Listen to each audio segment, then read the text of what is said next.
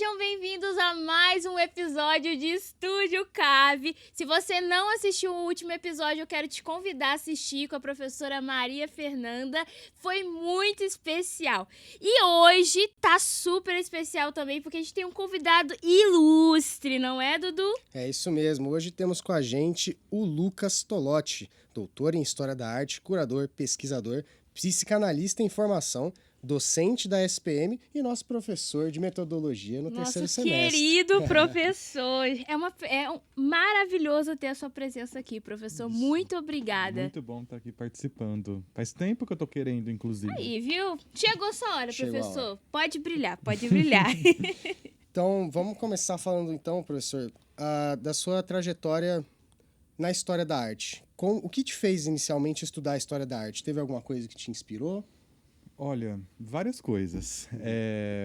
Então, eu começo a minha trajetória na graduação. Na verdade, eu fiz 3 anos de Direito. Nossa. E aí eu vou para Publicidade. E na Publicidade, eu tenho uma disciplina chamada História da Arte. Conhecem algo parecido? Nossa. E fiquei apaixonado. Eu venho do interior de São Paulo, então eu não tinha muito costume, inclusive, de ir a museus. E quando eu mudo para São Paulo, eu começo a ter aula de História da Arte e começo também a frequentar mais exposições, museus, e é como se um mundo novo se abrisse para mim. Mas aí eu estava ali, né, nessa nova cidade, fazendo um novo curso. Como juntar essa nova paixão com a minha formação e talvez uma trajetória? Foi aí que eu comecei, então, a pesquisar. Aí entra a questão da pesquisa, a importância da pesquisa para mim. Comecei a pesquisar, a trabalhar ali, né, na faculdade mesmo, esses assuntos tão novos. Nisso eu acabei conseguindo um estágio no Museu de Arte Moderna, e ali no Ibirapuera, no MAM, e não fui muito para o ramo da comunicação. Acabei indo, né, para a arte e para a educação, que aí a gente entra num outro ponto. Eu venho de uma família de professoras, na verdade, mãe, tias, e sempre gostei, sempre quis dar aula.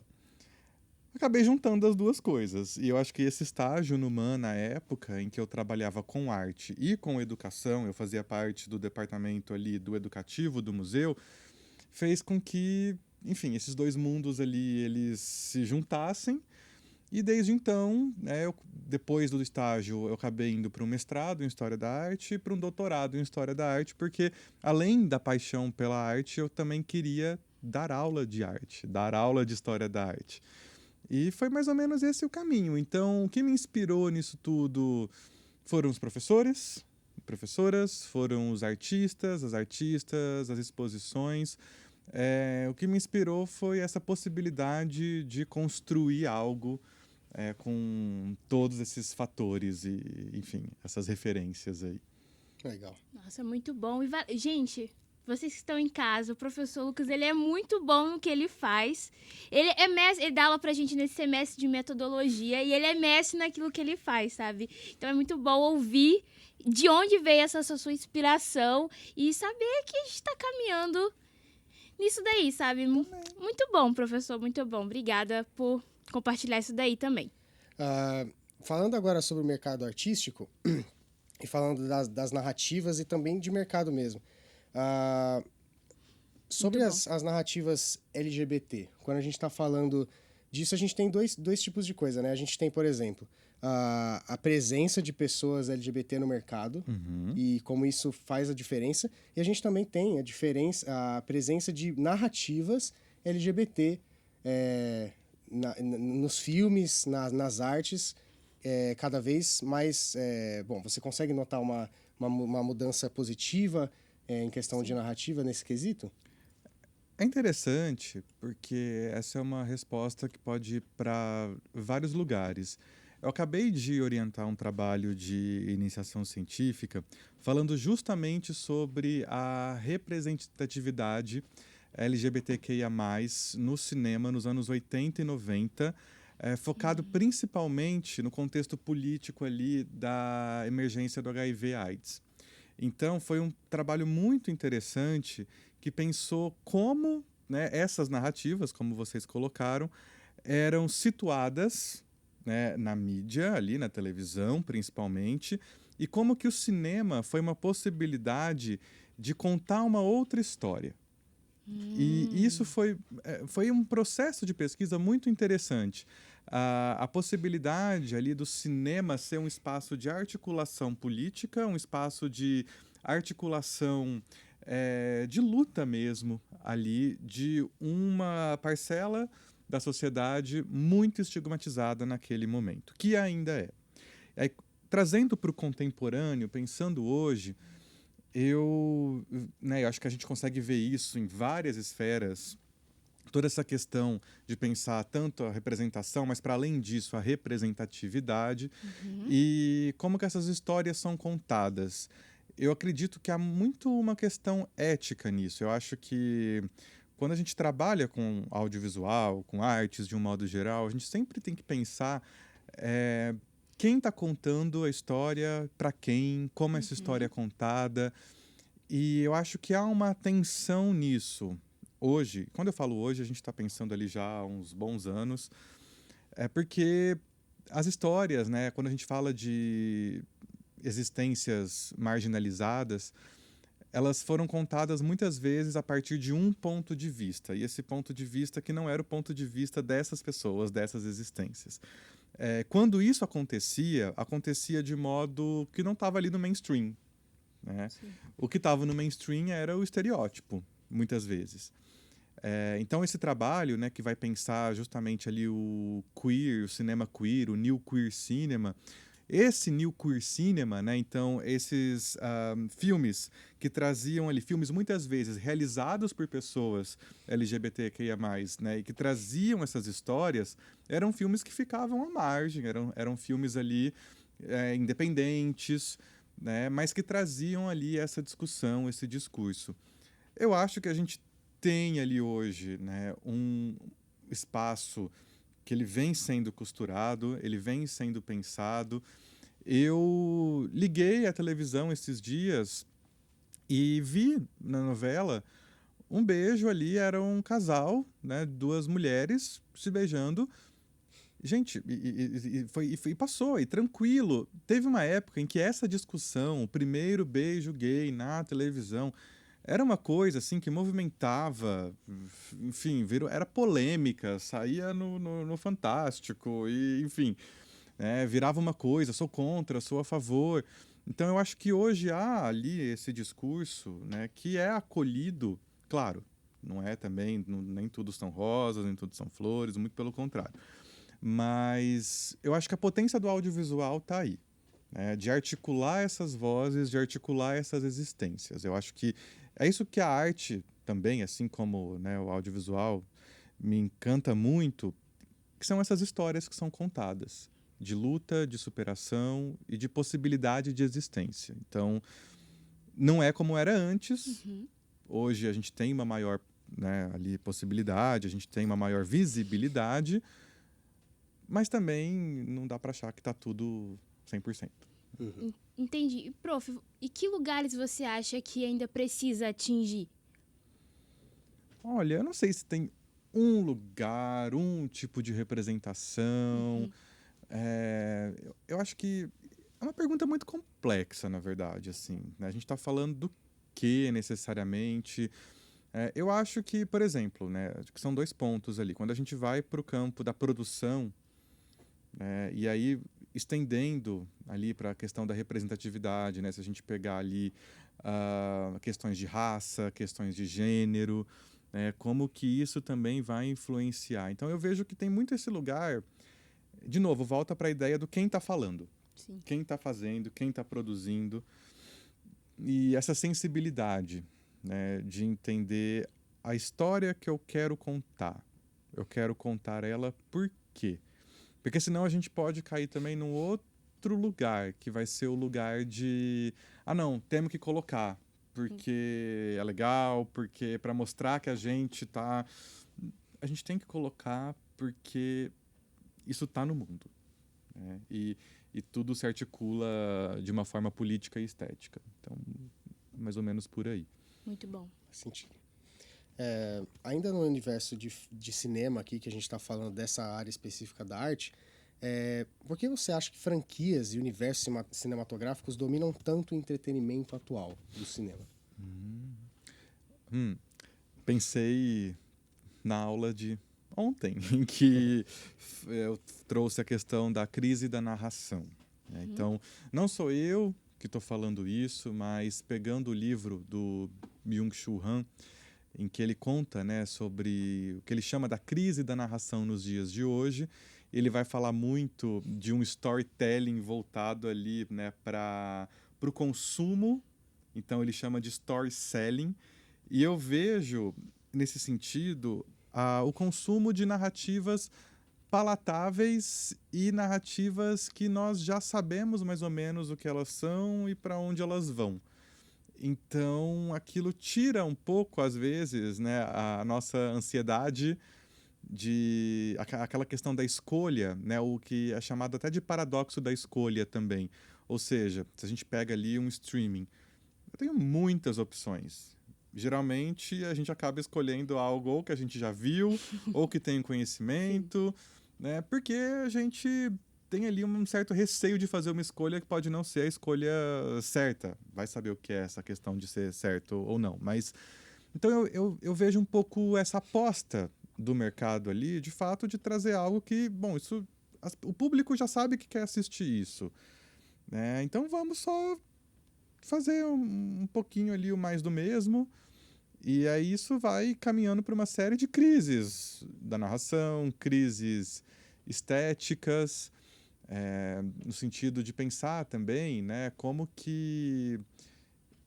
Eu não sei, eu estou falando isso sem até conseguir dar um exemplo concreto, mas eu percebo um pouco uma espécie de pasteurização da imagem e da narrativa, no sentido de que essa questão das franquias, elas envolvem algo maior, que é essa falta de abertura, inclusive, para o dissenso. Então, a gente precisa fazer ali o roteiro feijão com arroz, a gente precisa fazer o plano feijão com arroz, porque é isso que... né? E eu acho que tem possibilidade do cinema de entretenimento, do mainstream também, de trazer coisas que vão aguçar o sentido, né, de quem está assistindo. Mas eu vejo isso como um sintoma ali dessa crise da narração e desse sistema todo ali que o Byung-Chul Han coloca, né? Enfim. Nessa configuração de story selling que você falou, ela se relaciona, obviamente, com o formato de narrativa, que é o que a gente está falando, mas ela também se relaciona com o que a gente tinha falado no último tópico, de gênero e de enredo. Os enredos também se repetem e também replicam padrões hegemônicos, você acha? Olha, essa questão dos enredos que se repetem, eu acredito que nós temos sempre ali temas muito gerais. Por isso que a questão de pensar como trabalhar um tema é importante não só para quem é aluno, mas também para qualquer realizador do audiovisual, enfim, de qualquer modalidade artística, se a gente parar para pensar. Porque, por exemplo, né, vamos pegar ali um dos temas, desde que o mundo é mundo e as histórias são contadas, é um tema que aparece, é o amor, por exemplo. A gente tem filmes de romance, mas o amor não aparece só em filmes de romance. A gente tem ali as músicas que vão pensar, porque é algo da ordem universal ali, né? Mas por que a gente ainda assiste? E por que esse é um tema que ainda nos move? As paixões nos movem, né? Então, o amor, o medo, a raiva, a violência, né? Estou colocando ali, coloquei 4 palavras que estão em praticamente todos os filmes que a gente vê por aí. Então, os temas, eles meio que estão dados porque são temas da experiência humana. A gente fala da nossa experiência humana. Pode ter um filme de ficção científica, ano 3050, alienígenas. Mas a gente está contando a partir da nossa experiência de roteirista, da nossa experiência, né, de entender o mundo com os nossos olhos, a experiência humana. Então a gente vai tentar fazer um exercício para pensar como que isso seria, mas estamos com base aqui na gente. Então, eu acho que essa crise narrativa, pensando em enredos, eu não acho que ela nem é temática, eu acho que ela é quase que procedimental, assim. Eu acho que a maneira como a gente vem construindo e aí atendendo, de repente, a demandas muito específicas, às vezes algorítmicas, né? Se a gente for pensar ali os streamings, então bom, o que o algoritmo indica que faz mais sucesso ou que retém mais o público. Então, quando a gente começa só... Eu não falo que não é um lado importante para olhar, é um lado importante. Mas, de repente, se a gente fica olhando só isso, aí as histórias vão cair na padronização chat GPTística também, né? Porque a gente está olhando só para um lado. Então, veja mais ou menos por aí. Não seria necessariamente qual o enredo, mas como este enredo é construído. Entende? Faz sentido. Nossa, muito, muito legal. A gente tem uma aula de distribuição com o professor Márcio, né? E ele fala bastante sobre isso. Como hoje as grandes majors, elas veem os filmes, mas como comerciais mesmo. Tipo, vou vender. Então, ele já viu que Isotopia deu certo? Vou fazer a 2, vou fazer a 3. E por aí vai. E a gente cai em constante repetições, né? E eu digo isso até porque quando a gente olha pra live action, não sou contra live actions, eu gosto bastante. Só que eu penso que a gente também tem potencial de criar outras coisas ao invés de fazer várias versões de um mesmo filme, sabe? A gente tem potencial pra isso. Muito bom, professor. E pensando essa coisa das outras versões, eu penso... Né, eu não sou contra a sequência, inclusive Shrek 2 melhor que o primeiro. Verdade. Que deixe, né, isso aqui claro. Por favor. Mas eu fico pensando, às vezes, na arte também. Sim. Né, nas artes visuais. A gente tem... Muitos artistas trabalham com séries. Então, a série de fotografia ou a série de quadros, em que eles vão fazer variações dentro do mesmo tema. Então, assim, isso acontece. Não é apenas algo exclusivo do cinema, né? Tem artista visual que, bom, isso aqui tá vendendo, vou seguir. Mas aí, dentro da crítica de arte, ele começa a se repetir também. Então, até que ponto eu tô colocando a sequência para expandir o mundo, para trazer ali mais... Enfim, porque aquilo é interessante, os fãs gostam, né? Mas aí é uma linha tênue. Ou só olhando a parte cínica ali, né? Então, do mercado, do dinheiro, que é uma parte que a gente sempre olha, mas como que, né, essa balança tá? Então, acho que é um pouco por aí, tanto nas artes visuais quanto no cinema. Muito bom, prof. Vamos entrar numa parte mais tranquila. Vamos falar um pouquinho sobre seus interesses, mais um pouquinho sobre a sua carreira. Prof, o fato de você trabalhar com curadoria tem a ver com o tempo que você trabalhou nas galerias? Sim. Eu falei um sim bem quase não, mas... sim, mas não apenas. Eu acho que o trabalho com a curadoria... Além dessa questão das galerias, vem muito no sentido da pesquisa e da parte acadêmica do mestrado e do doutorado. Por quê? Para trabalhar com curadoria, a gente tem duas visões ali, né? Como se tivesse dois momentos da curadoria. Tem um campo que é justamente esse campo mais ali do dia a dia, esse campo mais logístico, né? Então a curadoria envolve fazer planilha, a curadoria envolve ali uma série de pontos de produção mesmo, e isso com certeza é a questão do mercado, do trabalho, de circular ali em galerias e museus, fundamental. Mas se a gente fica só nisso, né, é um trabalho que não tem muito justamente o diferencial da curadoria, que vai estar num outro ponto, que é a questão do repertório.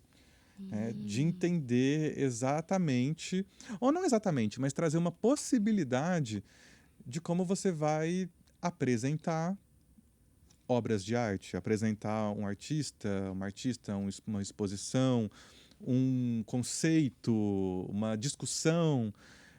Então, isso só acontece por causa do repertório e do diálogo com outras pessoas, com outros repertórios. Eu não conseguiria, talvez, pensar a curadoria no começo da minha trajetória, né? Mas a partir do contato, inclusive com modos de apresentar essas obras, né? A partir do contato com exposições diferentes, né? De vários lugares do mundo, inclusive, a gente começa a construir ali uma espécie de repertório e possibilidades. Olha só que interessante. Então, uma obra te leva a outra, aí você gosta de um artista e começa a pesquisar e vê que ele se inspirou, né, em um outro. E essas redes, elas vão crescendo e nunca se esgotam. Eu sei que eu tenho muita coisa para aprender ainda. Isso é fundamental. Eu acho que para qualquer trabalho criativo, porque a curadoria também é um trabalho criativo, né? A gente está construindo histórias, né? E reorganizando histórias, gerando valor ali, a partir da nossa seleção. Mas é algo inesgotável. Então, qualquer trabalho criativo, a gente sempre vai ter que beber de alguma fonte o tempo todo. Se essa fonte secar, a gente seca junto. Então, eu acho que para mim, dentro dessa questão da curadoria, é por isso que eu falo, as galerias super me ensinaram. Sim.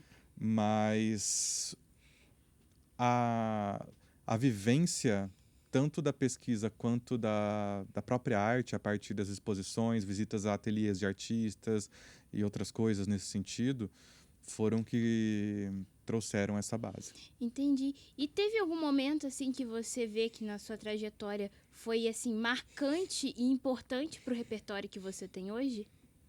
Qual? Dentro da curadoria.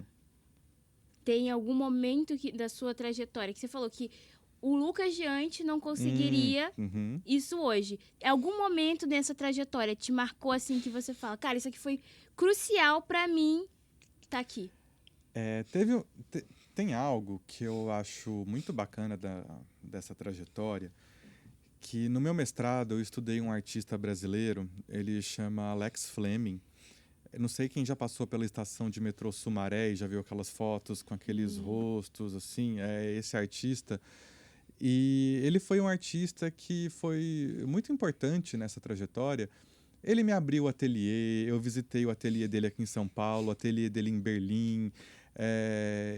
Foi um diálogo muito legal para a construção dessa minha dissertação de mestrado.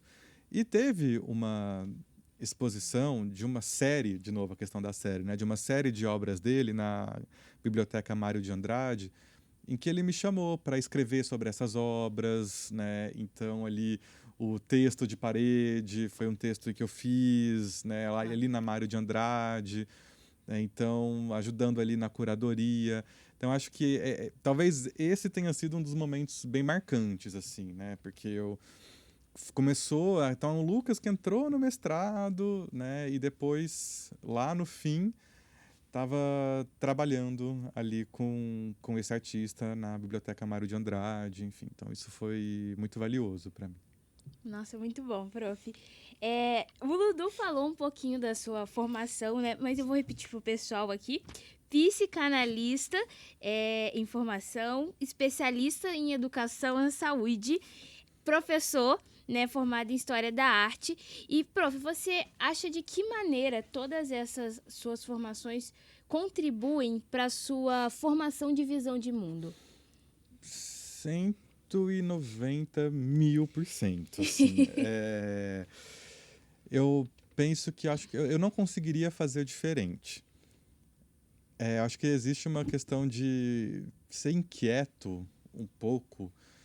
E então foi isso, eu comecei na comunicação, primeiro, né, se a gente pensar a parte do direito, mas o direito eu não consegui compor, eu tive que deixar de lado e começar outra coisa. Então fiz, né, a comunicação, a publicidade, e aí a partir disso eu comecei a entender que não precisa ser uma coisa ou outra. Dependendo de como eu for ali, né, traçando o meu percurso, assim como cada um vai traçar o próprio percurso, e eu acho que isso é interessante a gente pensar, no momento em que a gente fala, inclusive, né, dessa ideia de autoria, de tudo ser pasteurizado, né, como é que a gente pode criar o nosso próprio percurso? Né? Então, cada percurso é muito único. E eu comecei a perceber isso no meu, assim como cada um vai perceber, né, as particularidades nos próprios. Dentro da comunicação foi isso.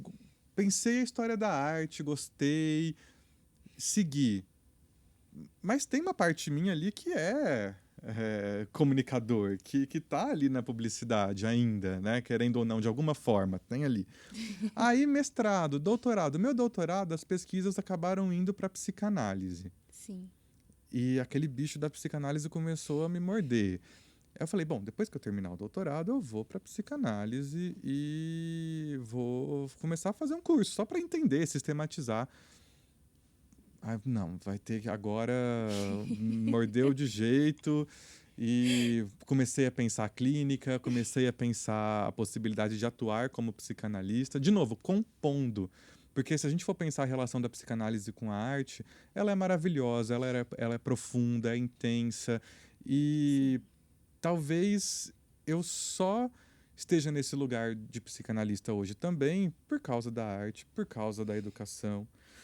E aí surgiu a oportunidade de fazer essa pós-graduação depois do doutorado, depois que eu já estava ali, né? Chega, não, mais uma coisa.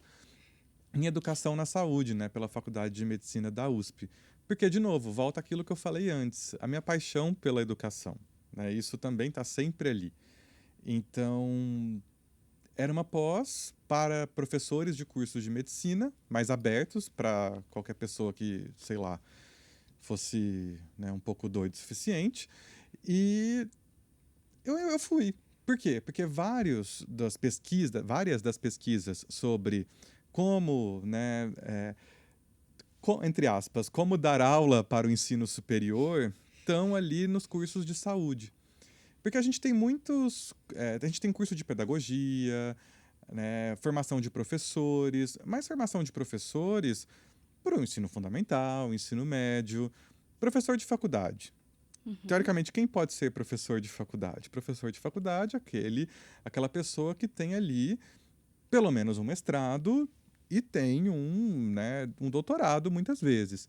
Mas essa pessoa, ela não necessariamente passou por cursos ali para pensar como dar aula, né? Como pensar a relação professor-estudante, ou então, né, pensar a ideia de objetivos didáticos, tudo isso que num curso de licenciatura as pessoas aprendem. Então, esse curso que foi focado em educação superior, eu falei, acho que vai ser legal.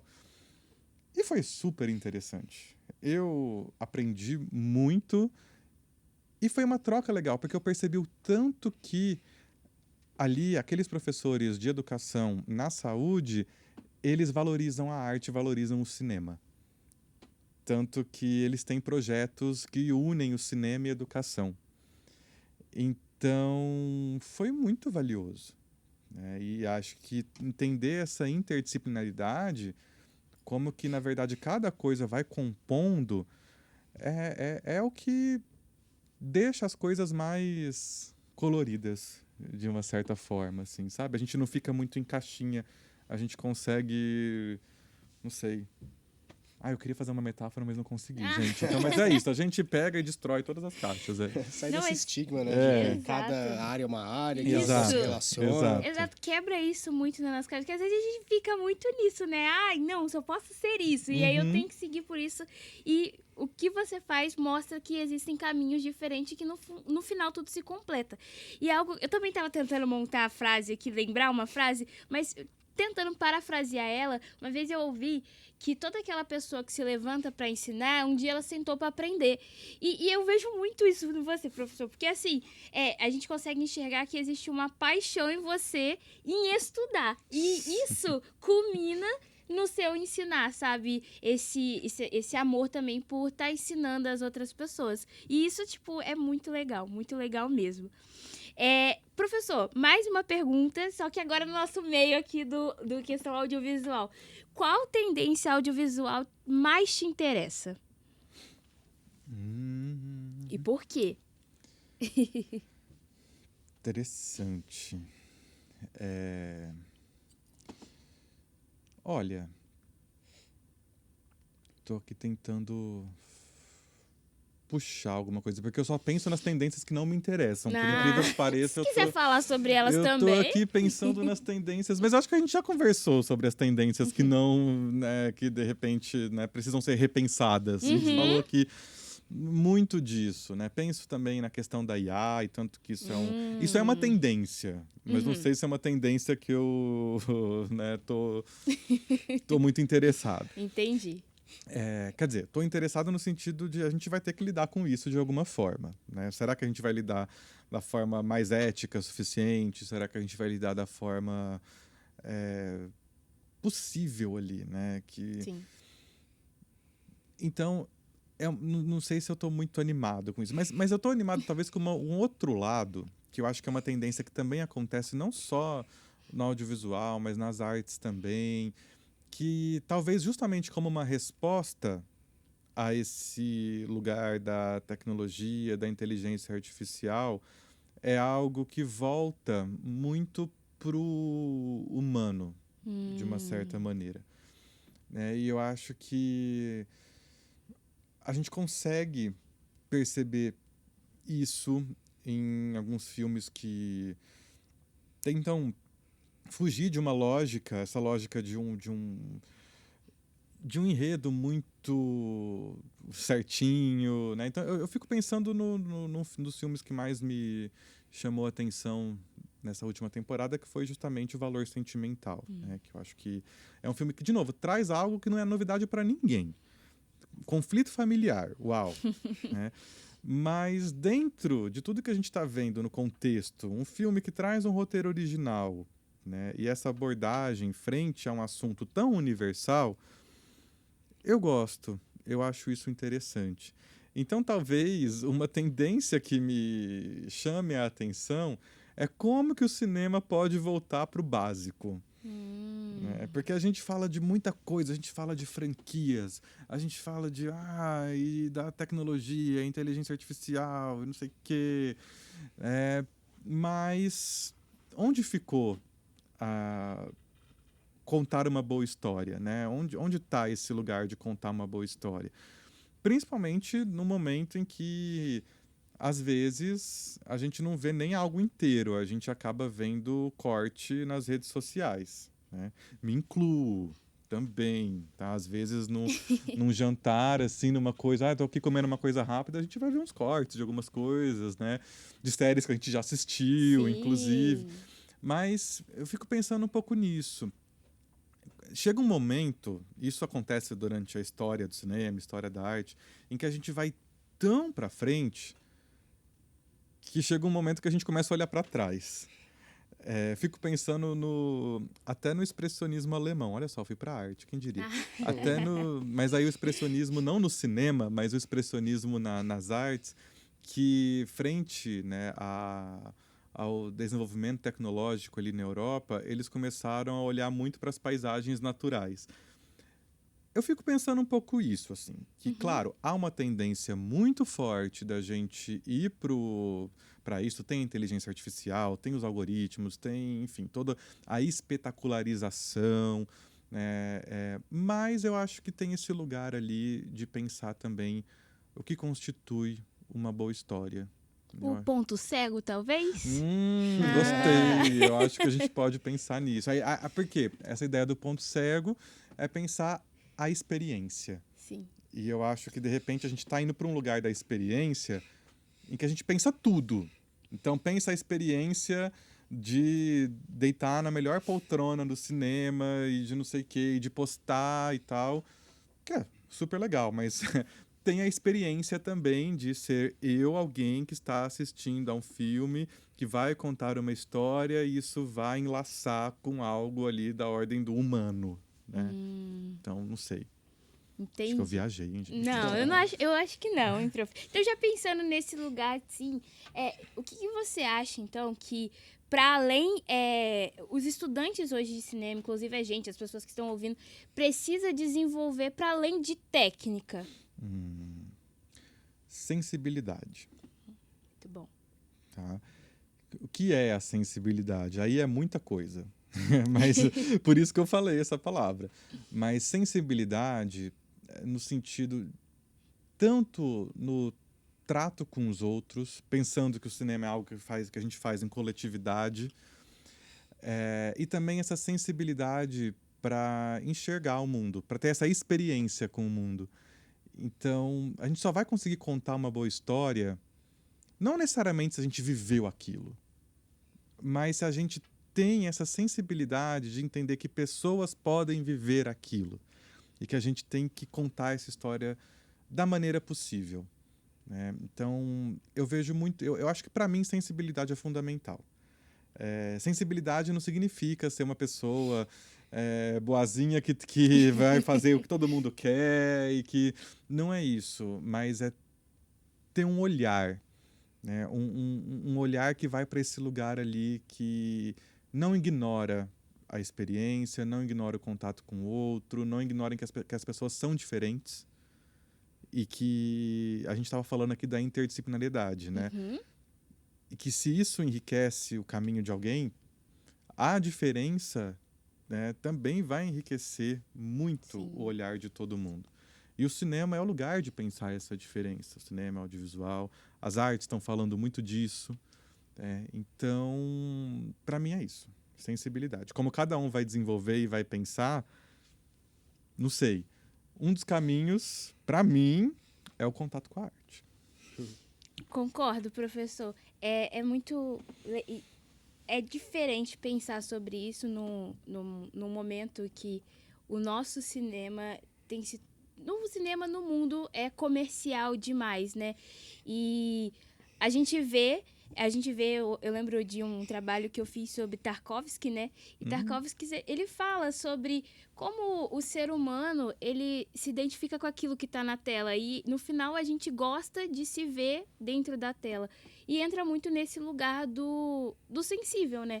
E e saber como tratar isso. Eu lembro que da nossa última... Prestei atenção, viu, professor? Da nossa última aula, você falou muito sobre esse lugar ético, político também, de saber como retratar essas coisas. Porque, como você falou, filme de romance tem vários. Mas existe aquele que fala com você, que conversa com você, que traz a sua, por exemplo, você se enxerga ali dentro, né? Eu lembro até agora de um filme, um curta aqui da faculdade mesmo, que foi aquele... Eu li o roteiro e eu fiquei assim encantada, consegui ver a minha vida ali, que quem ficou fui eu, que nossa, é lindo, sabe? E ali eu consegui enxergar, por exemplo, a história da minha mãe, que minha avó tem Alzheimer, então, tipo... É sobre isso, sabe? Esse lugar de sensibilidade mesmo, e ser sensível. Isso é muito especial. E aquele filme tem muita técnica, mas também tem muita sensibilidade. Aí a gente vai pensar, mas o que desse filme traz a sensibilidade? A gente não consegue... é isso. Ou a gente não consegue apontar, mas tá lá. Por isso que é difícil, né? Exatamente. Prof, última pergunta... Pra gente encerrar com chave de ouro o nosso podcast, qual que foi o filme que mudou a sua forma de enxergar arte? Nossa, mas é uma... Só esse filminho aí. Só Shrek 2, né? só essa perguntinha aí pra gente encerrar. Meu Deus! Se tiver mais de um, não tem problema. Tem vários, assim, eu não vou conseguir... Um top 3. Ai, meu Deus. Top 5, vamos aumentar, Top né? 5. 10. Eu vou falar alguns que me vêm à cabeça, tá? Não sei se necessariamente são meus preferidos, são os melhores, são... mas eu acho que filmes que estão nesse registro do que a gente acabou de falar. Porque, então, isso tá mais ali para eu pegar.